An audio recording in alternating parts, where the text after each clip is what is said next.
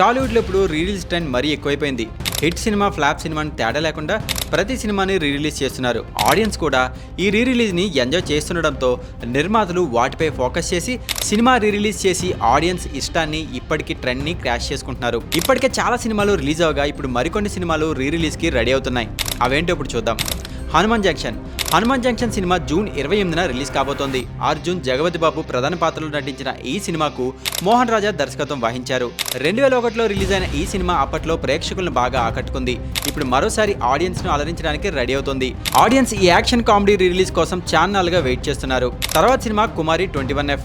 రాజ్ తరుణ్, హెబ్బా పటేల్ జంటగా నటించిన ఈ సినిమాకు పల్నాటి సూర్యప్రతాప్ దర్శకత్వం వహించారు.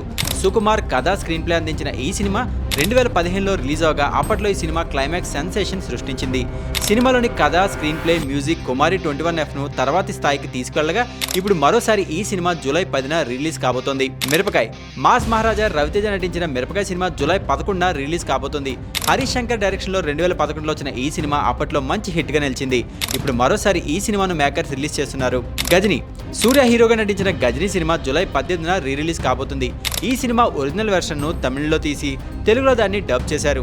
జూలై 18న Ghajini Telugu dubbing version release కాబోతోంది. మురుగదాస్ డైరెక్షన్లో వచ్చిన ఈ సినిమా గీతార్ట్స్లో అల్లు అరవింద్ నిర్మించగా అప్పట్లో ఈ సినిమా సూపర్ డూపర్ హిట్గా నిలిచింది. ఏమాయ చేసేవే నాగ చైతన్య, సమంత జంటగా వచ్చిన ఈ సినిమా జూలై 18న రిలీజ్కి రెడీ అవుతోంది.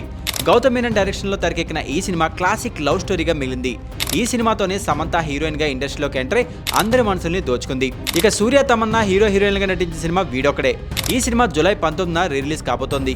కేవీ ఆనంద్ డైరెక్షన్లో వచ్చిన ఈ యాక్షన్ థ్రిల్లర్ 2009లో రిలీజ్ అయ్యి ఆడియన్స్ నుంచి మంచి రెస్పాన్స్ అందుకుంది. సో మరి టాలీవుడ్లో రిలీజ్ ట్రెండ్ అయితే ప్రస్తుతం బాగానే నడుస్తుంది.